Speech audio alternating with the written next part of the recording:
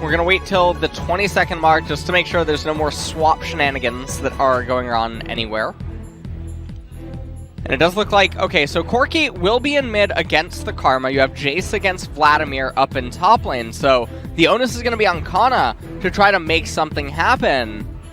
And interestingly enough, it's looking like it's going to be the LCK that have the responsibility. And guys, we're going to jump into game number 1 right now.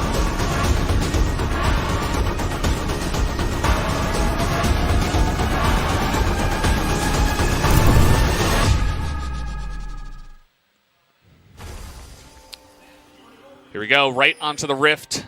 No whitings, no gyos, nothing like that just yet. Hopefully in future seasons and tournaments we can get back all that fun stuff. But for now, we will be playing. T1, they are going to get the first dragon of the game. We'll see if they initiate a lane swap off of this right away. It would be a bit early, but the timing would line up for it. We'll see if he can lock it down. And Cuz getting a lot of HP and mana back from that honey fruit. Scuttle Crab getting a little hungry himself. Little snack. Yeah. And you can see Baker having a little bit of trouble. That hook was not going to hit him. It hit the little nub of the wall that comes out, but he still flashes away, Cuz. And at the same time, Tien is going...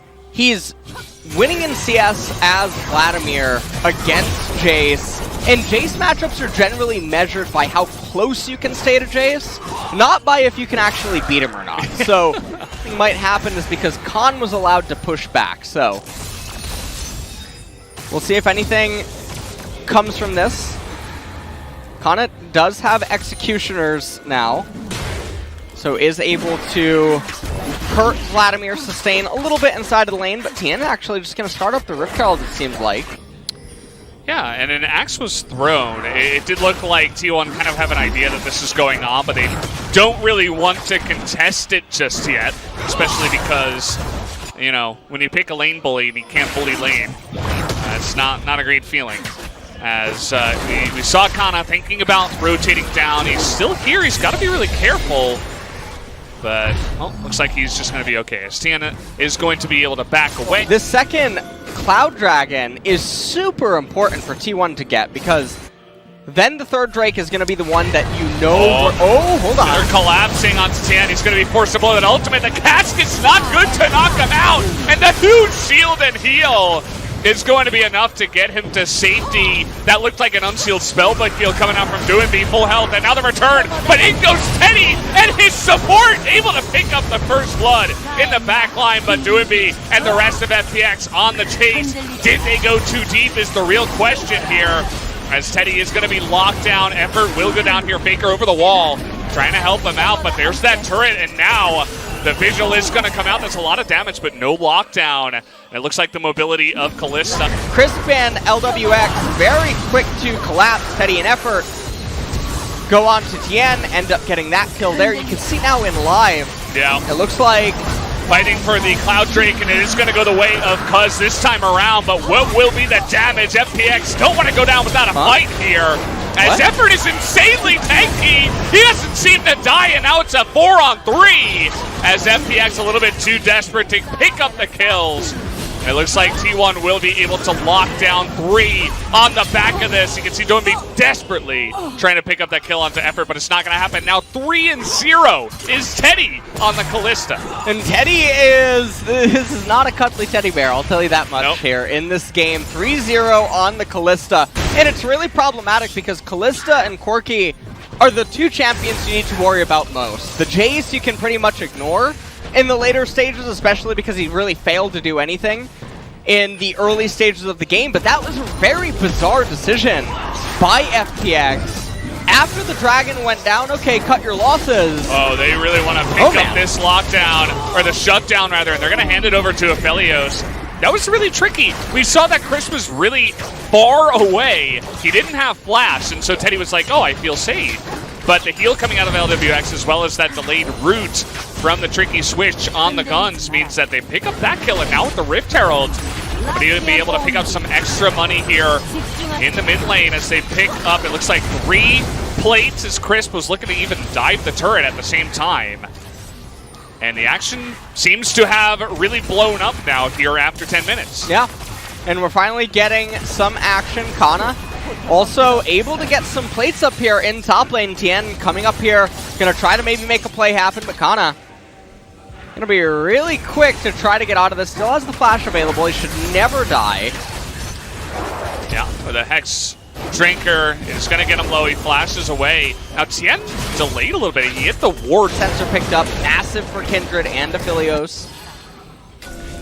Yeah. It's essentially like you got one ranged support, kind of a mage support in the mid lane that can do a bit of damage, but it's mostly there to support your 280 carries and even the Vlad with the shields. And then you got that engaged tanky support in the bottom side. So that is the way that FPX's team composition does round itself up, as Cuz heavily prioritizing that Rift Herald actually wants to take down this mid-tier 1, but at the same time FPX will be looking to trade the turret down to the bottom side as a little bit of a skirmish here. Tien pretty angry after the way this early game has gone, and he's looking to take names, although Cuz he's not ready to go for the fight. And see, they're still looking to push here. They want to rotate into the mid lane after getting that turret in the bottom side. And this is what we all love about the LPL teams. They love to be proactive and look for plays. They're not going to sit back and make the same play. They want to get as much value as possible. And here we go. They get the turret, but having gone too deep as Chris is going to go down. The Kindred ultimate is too late. And now he's out. Early these Drakes were taken now. We talked about this T1 really prioritizing this, and so far it's been 2 for 0. Tien not really able to land the smite there in the second fight over the Cloud Drake. So you can see T1 going to let them leash here and look for an engage and just poke on the top side as, okay, it's going to be denied by the Valkyrie, and that's a lot of damage. J-Shock Blast whiffs. Yeah, it does, but they should be able to lock down this one. The smite is not going to come in just yet. Khan in the front, but now he is low. As T1, they don't necessarily have to fight this, and so they say, we're just going to back away. We got the Infernal Drake, now we're on Drake's Soul in 5 minutes. You know, good for you. You weren't able to really take much from us. And this is the really scary thing, is that typically 2.5 items, it's online by 23 minutes, but not quite 3. Hold on. Okay, they're not backing down. They say, T1, you dare fight us in the mid lane. We are going to chop you down like an old oak of a team that you are. As a lot of poke is coming out now in the mid lane, they clear the way. Maybe he can get a second needlessly large rod prior to the Infernal Dragon fight. See if he can end up doing that. Khan. Effort's coming as well. He's almost here. The cast is going to come down, but a good flash by Khan. That was close. If he did not flash that one, I think he would. Is ginormous. He might pick up his 3rd item here. Yeah. I mean, this is going to be pretty insane. He's got an okay amount of CS right now. 244 at 2150. I'm not quite impressed, you know. I'm thinking, why not 245? Yeah. But, you know, he does have the 3rd item. And there it is. By champions like a Corki, so you don't... Oh, okay, we're not poking. We're just going straight into the backside, and LWX just disappears as Tien is going to be late on the ultimate once again. The burst coming in now from the chase is going to be enough, and this is going to be an easy cleanup for T1. As Cuz, though, is going to have to use that heal to get out of dodge here. Khan running straight into it, and Faker coming back in with the teleport. Should be able to take out Khan here as he is under that turret, but he does not have the pool any longer. It's Faker! They're going a little bit too deep after getting the win on that fight there, but still the jungler of FPX is down. Now, fortunately for them, no one else on the side of FPX has teleport. LWX does not have it, so T1 are still going to be able to get the Infernal Soul, but that was a little bit reckless. Right at the very end there. They're going to pick up this Infernal Soul. Gave Olaf about half a longsword, too. Spawn 2 on time. As you can see, Faker just going to say, okay, I took that last team fight into my own hands. I guess I'll take this Baron into my own hands. And with Kalista not on the Baron, they're going to say, okay, probably not doing it. But now Teddy is going to rotate over to this objective. When will FPX realize? Now they will, but is it too late? It's now Teddy's on the Baron. And it's too little, too late. Olaf gonna swipe that one down as T1 will pick up the Baron at 25-45. And now, basically what FPX need to do is, well, no, not escape from the game. That's the opposite of what you want to do. That's not with a surrender button. Checking their video settings as to why. It's like, oh, what's going on? Basically, they need to avoid a team fight until Kindred recalls, gets Black Cleaver, and Karma gets Death Cap. Okay, they're just going to go for the Olaf here.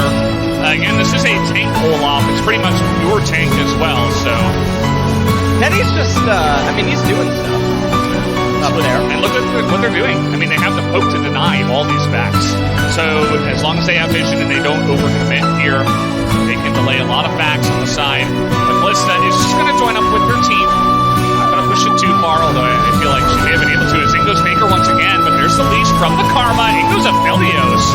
Considering getting in there, and now Faker is going to go down, but he does trade.